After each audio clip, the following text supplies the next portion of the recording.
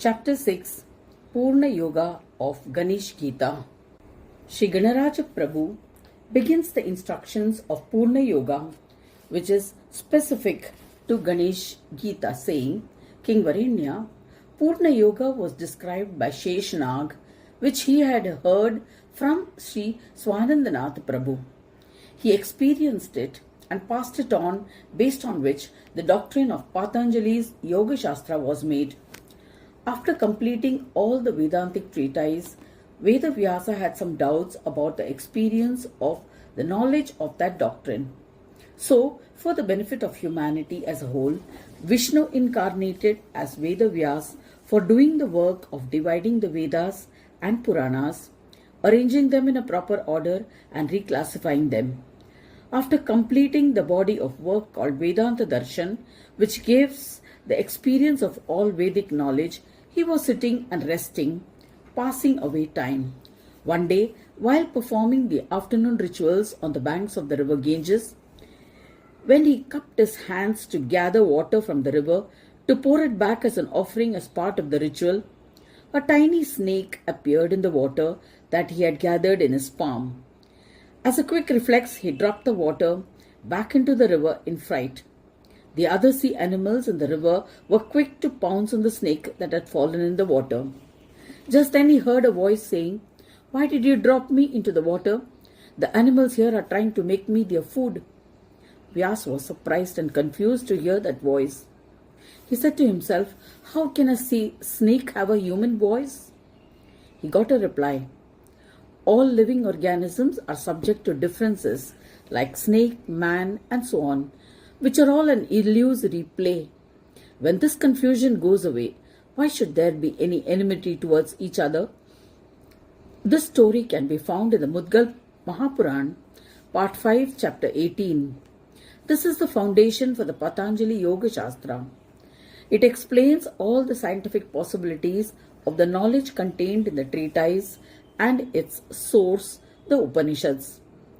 Besides, however proficient one may be in the knowledge of the unseen, the enchantments of Maya do not get reduced even to the slightest extent.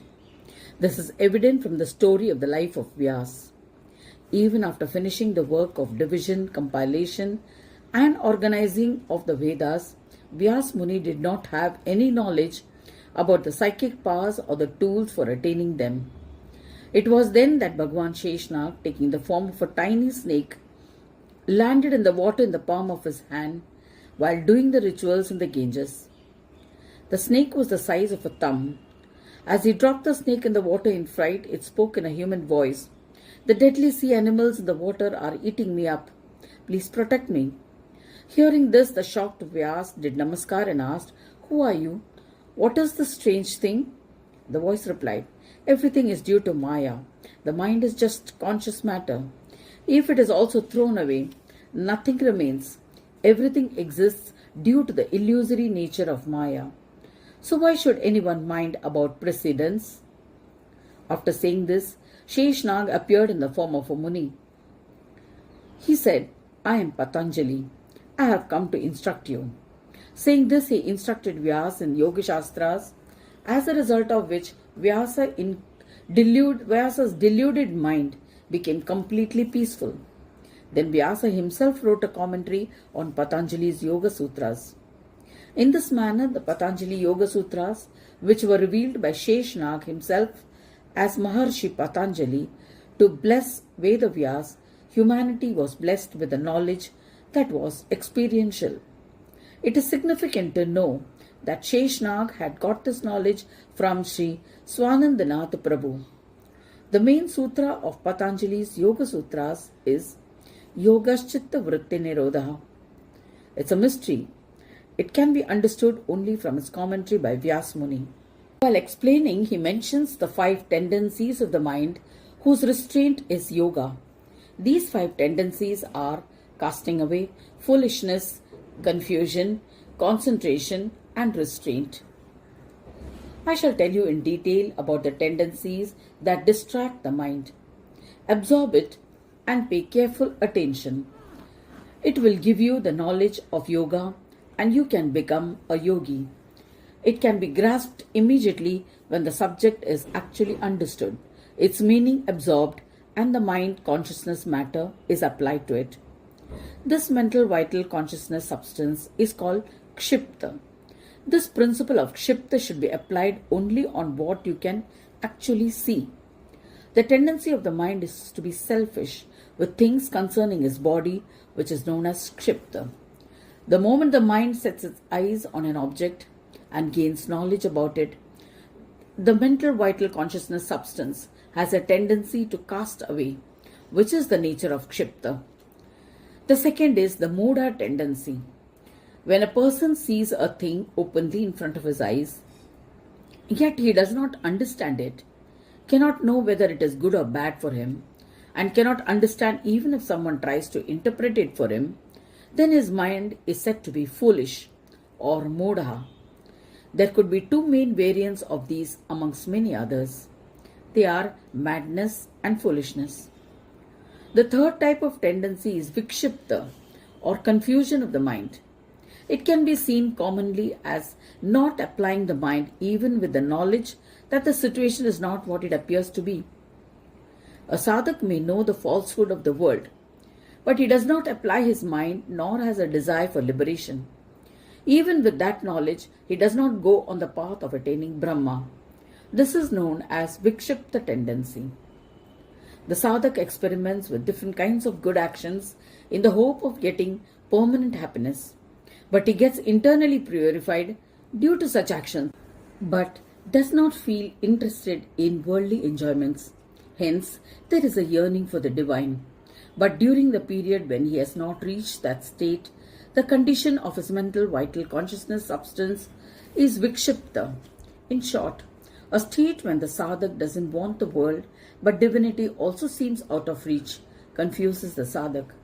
He undertakes penance as he feels that no goal is highest or noblest in this world. When the sadhak's mental vital consciousness substance is totally confused, his mind matter to be vikshipta. The fourth tendency of the mental vital consciousness substance is when experiencing the world is illusory.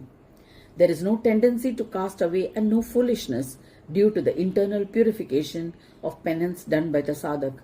There is no confusion of circumstances as well, because the mind has also become quiet. The result is a manifestation of the eye of wisdom in the subtle body of the sadhak. Asti bhati riyam rupam namam cha dyasha panchakam adya traya brahma rupam maya rupam tato dvayam. The play of the world through the five Ishwaras as power centers, the names and forms of Maya, and the principle of the Atman can be experienced as Astitva, Bhatitva, and Priyatva, which is existence, appearance, and belovedness. They are indicative of the power of Brahma described in the Vedanta.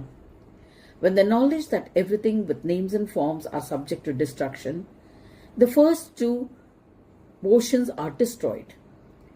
When the sadhak is enlightened about the three power centers, being a portion of the power of Brahma, the eye of wisdom in him gets manifested.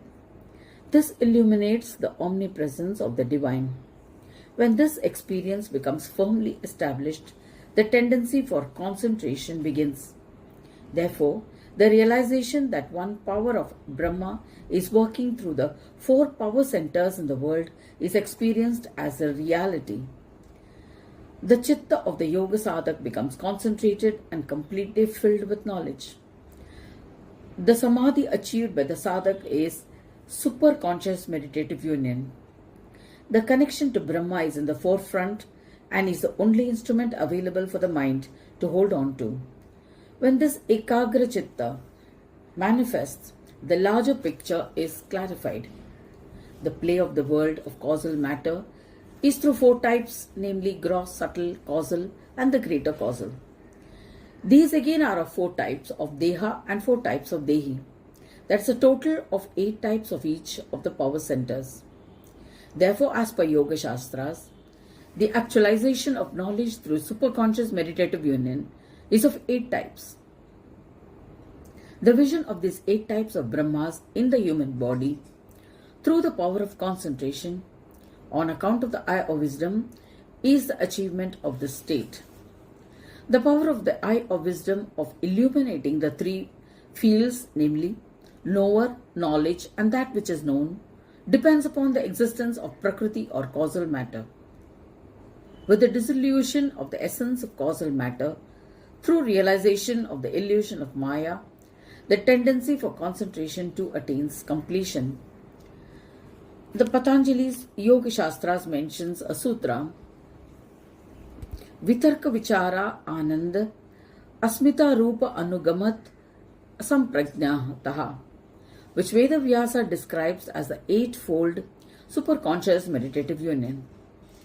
After the melting away of the causal matter, the tendency for concentration also goes away. Thereafter, the tendency of nirodha or obstruction begins. This obstruction is of the self is in everyone. In order to understand and experience it, the sadhak has to depend on a meditative union beyond that. It is called supraconscious meditative union. The eye of wisdom gives away to knowing everything as it is. This knowledge of the unseen is attained through the supraconscious meditative union.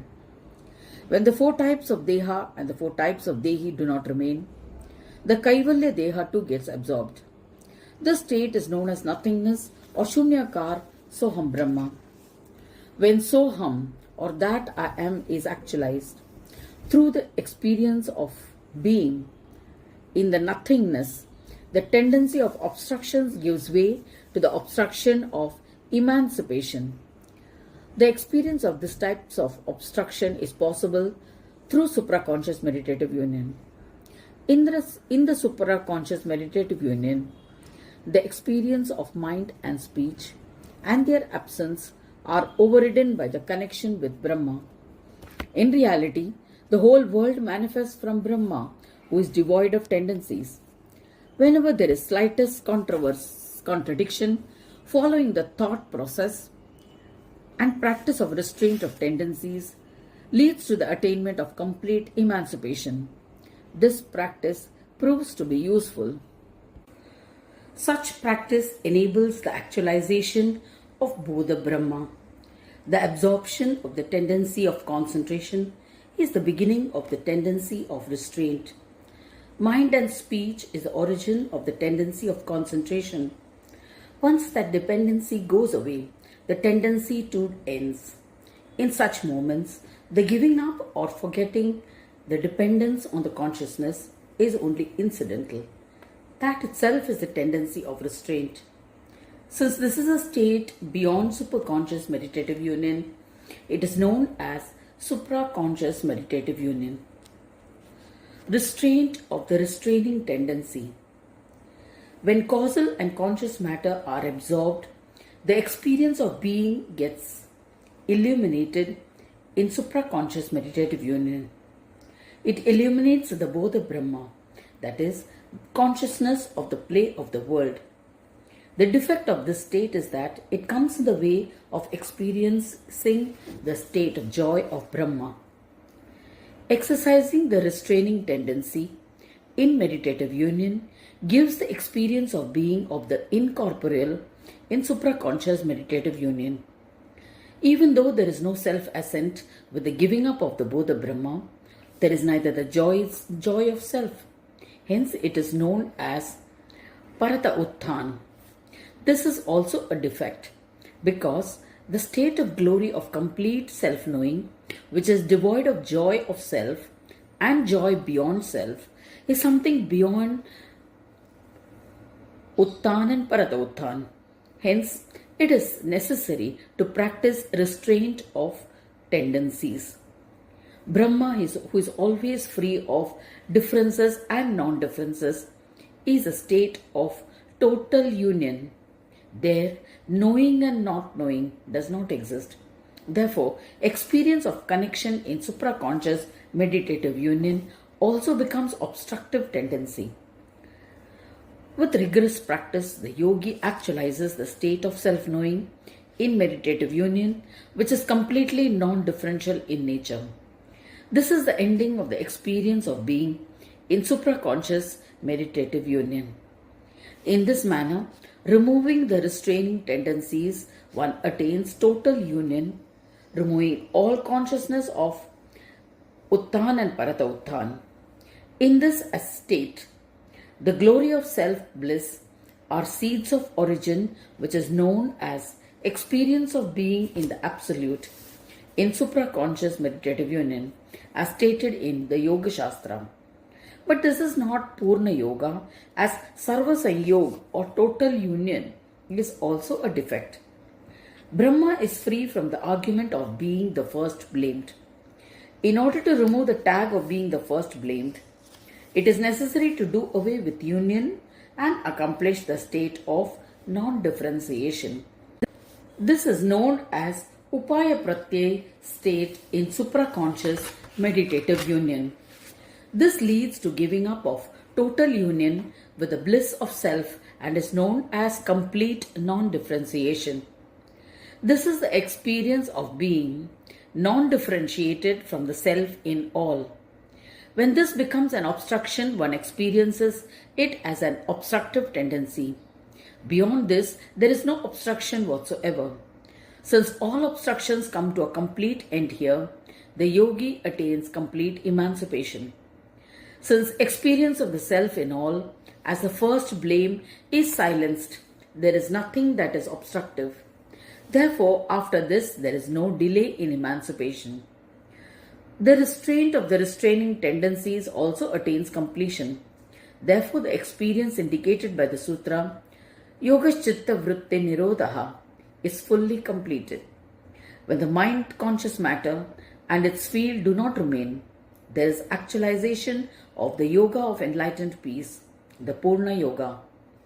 Thus we saw how the restraint of the restraining tendency is also attained when all the 5 tendencies have been restrained. This is the attainment of mind-conscious matter, which is the dharma of the whole world. We can now see how the secretive meaning of the sutras of Patanjali's Yoga Shastra could be interpreted substantially due to Vedavyasa's commentary on it. In brief, the sadhak who has attained the state of absence of the mind-conscious matter and what is connected to the natural state of the entire field of the world is said to have attained Purna Yoga. Shri Yogendra Maharaj continues the elucidation of knowing through the mind and understanding through speech. If all of them can be fully experienced, then the state experienced by the yogi is called superconscious meditative union. With the sacrifice of the concentration tendency through the restraining tendency, the absence of mind and speech becomes the instrument of supraconscious meditative union. All the Vedas and Upanishads have instructed that Brahma is devoid of all vrittis and the existence of dualities is a defect. After the attainment of peace of the 5-fold tendencies of the mind, consciousness, matter, and the end of the superconscious and supraconscious meditative union, involving the sacrifice of union and restraint, the experience of the state beyond is known as the Yoga of Enlightened Peace. The actualization of psychic power of the being of Brahma is attained only here. Therefore, Purna Yoga described in the Ganesh Gita is a state devoid of Sanyoga and Ayoga. To understand the yoga indicated in the sutra, Yogena yo mamupaiti, that all this explanation has been given. Yoga of Enlightened Peace is understood as the peace of Sanyoga and Ayoga, which is accomplished here. It is Yogashanti. The bearer of this Yoga of Enlightened Peace and the holder of the glory of Brahmanaspati is Ganesha himself. In the word Mamupaiti, the Mam is indicated of him alone. Since he resides of his own will in one's own self-bliss, and he being beyond one's own self-bliss, he takes the support of self-bliss of Maya and conducts the play of Maya. Therefore, he is known as the resident of self-bliss. From the word Svananda, it can be understood that self-bliss is different and the one who resides therein is different. Therefore, the name of the resident of self-bliss, Ganesha, is indicative of the form taken by self-bliss out of his own free will. The same story applies to the non-differentiated Ganesha as well. He has assumed the body of his own free will and is connected to Maya. Therefore, the other one is understood to be devoid of Maya. So the glory of the original form is beyond that and has always been different. There it is neither prohibited nor connected to Maya. However, the complete secret of Purna Yoga has been described in the science of Ganesh Gita by Ganesha himself, and he is the one who bestows the grace of Purna Yoga. This doctrine has appeared in the Vedas on several occasions. In Samaveda, there is a chapter named Ganesh Namashtaka Stuti, in a branch known as Kutumi, which is widely read. It states the meaning of the word Ganesha as that which is experienced through mind and speech, which is the end of it, and where the non-differentiation is indicated by the letter G. Again, the absence of mind and speech completely merges with Abhedatva, or the essence of non-differentiation, which is indicated by the letter N. The Lord of this duality, its creator, its sustainer, and one who absorbs them all, is known as Ganesha. When we contemplate on the bearer of this power, the one whose form is enlightened peace, is Ganesha. This is undisputed and beyond any doubt.